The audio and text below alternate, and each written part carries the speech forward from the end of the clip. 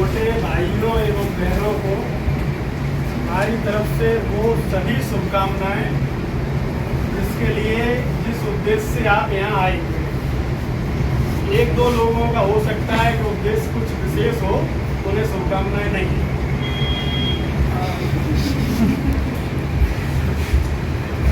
बहुत कम समय में यहाँ पे सभी ओबीसी, पिछड़े और एससी वर्ग के लोग बैठे हुए हैं, हमारे छोटे भाई बहन।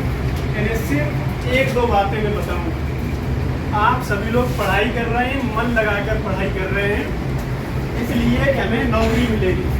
सबको पता है कि नौकरी तभी मिलेगी जब वैकेंसी निकलेगी। इस देश में ये हो रहा है कि जो आप चाह रहे हैं वो नहीं हो रहा है, लेकिन आपको ये एहसास भी नहीं होने दिया जा रहा है कि वो आपके विरुद्ध हो रहा है या नहीं हो रहा है।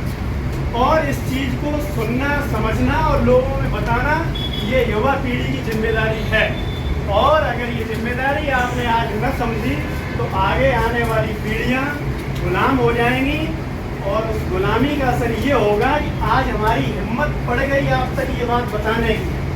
आज के 5 वर्ष बाद हमारी हैसियत नहीं होगी तो जो ये बात आपके सामने खड़े होकर मैं कह लूँ, मैं घर से निकलूँगा कि आपको बात बताने जा रहा हूँ, रास्ते में उठा करके मैं थाने में डाल दिया जाएगा, 4 मुकदमे लगा दिए। ये कोई छोटी बात नहीं बता रहा, ये आप लोगों को समझना होगा, ये बहुत गंभीर विषय है। आप ये बताइए, इस देश में वैकेंसी निकलती 69,000, आपके देखते देखते 8-10 हज़ार वैकेंसी आपकी ले ली जाती है और अपने चहेते लोगों को दे दी जाती है। आप लोग देखते रह जाते हो, ये क्या हो रहा है। और आप सोशल मीडिया देखिए, आपको उसमें जलील किया जाता है कि आप आरक्षण से आए हुए लोग हैं।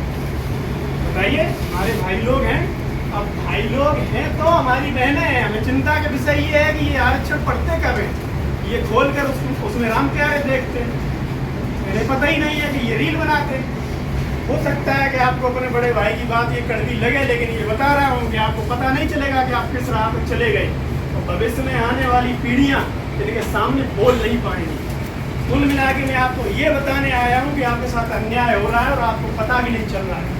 अन्याय ये हो रहा है कि आपके पेट पर लात मार कर आपकी रोटी छीनी जा रही है और अपने चाहते लोगों को दे दी जा रही है, और आपको ये बात बोलने का भी हक नहीं है। बताइए, ये अन्याय नहीं है। इस देश में बाबा साहब ने संविधान में आरक्षण का प्रावधान किया कि ये अगर वैकेंसी निकलेगी तो इतनी इस वर्ग को मिलेगी, इतनी इस वर्ग को मिलेगी।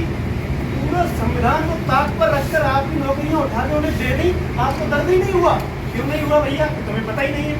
अच्छा, उन्हें ये बात पता है कि इनमें से ये वो वर्ग है, इनमें से पता नहीं कब बाबा साहब भीमराव अम्बेडकर, पेरियार, फूले निकल आएंगे, तो उन्हें तुम्हारा दिमाग हटाना है।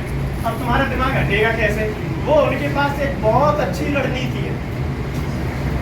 जैसे उन्हें पता है तुम्हारा दिमाग कैसे हटे, अब वैकेंसी निकालेंगे। सुनना, ये पूरा षड्यंत्र क्या रचते हैं, इसको बहुत बारीकी से देखिए। वैकेंसी निकालेंगे, मान लो कि 10,000 वैकेंसी निकालेगी, उसमें आपका हक है कि 3,000 वैकेंसी ओबीसी की है। मान लो, मोटा मोटा समझ लो कि आरक्षण के हिसाब से 3,000 वैकेंसी ओबीसी की है। उन्होंने क्या किया कि वो वैकेंसी सिर्फ 500 आपको दी, 2,500 खा गए, वो पंडित जी को दे दी। अब आपके दिमाग में जैसे ही आया कि हमारी वैकेंसी क्यों खा गए, जैसे ही आपके दिमाग में आएगा कि वैकेंसी क्यों खा गए, दूसरे दिन पता चलेगा कि मंदिर में गाय कटी पड़ी है। अरे तुम उठाओ, हिंदुत्व बचाओ, जाओ कांवड़ लेके जाओ, वैकेंसी दूसरे दिन भूल जाओ। तुम भाग देते हो हिंदुत्व बचाने। किस हिंदुत्व की बात कर रहे हो? तुम्हें पता है इस हिंदुत्व में हमारी जातियों को मूर्ति छूने पर अपवित्र बताया गया। तुम किस हिंदुत्व को बचाने के लिए भाग देते हो? तुम्हारी नौकरियां उठा के उन्हें दे दी। जैसे ही पता चला कि हमारी नौकरियां भैया उन्हें क्यों दे दी, तुमसे कह देंगे तो गाय काटती मुसलमान में जाओ, हो जाए तुमसे, तुम भाग दिए पीछे।